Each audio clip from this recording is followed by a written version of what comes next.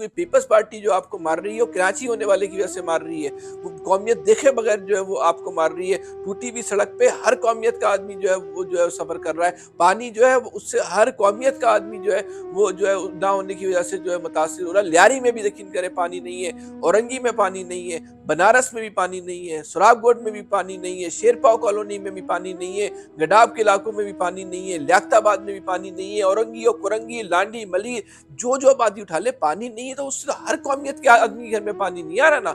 ये किसी एक कौमियत का इशू तो नहीं रहा पानी का मसला, सड़क का मसला किसी एक कौमियत का तो इशू नहीं रहा। अगर कराची के प्राइमरी स्कूल तबाह हो गए तो उसकी कीमत सब लोग अदा कर रहे हैं। इस शहर में रहने वाले हर इंसान का बच्चा जो है उसकी जो है वो कीमत जो है वो अदा कर रहा है। नौकरियां नहीं मिल रही तो शहर में किसी को नहीं मिल रही। इस शहर में अगर डेवलपमेंट वर्क नहीं हो रहा, अगर इस शहर में लोगों के जो बुनियादी मसाइल हल नहीं हो रहे, तो ये आप इस बात को समझें, जज्बाती ना हो।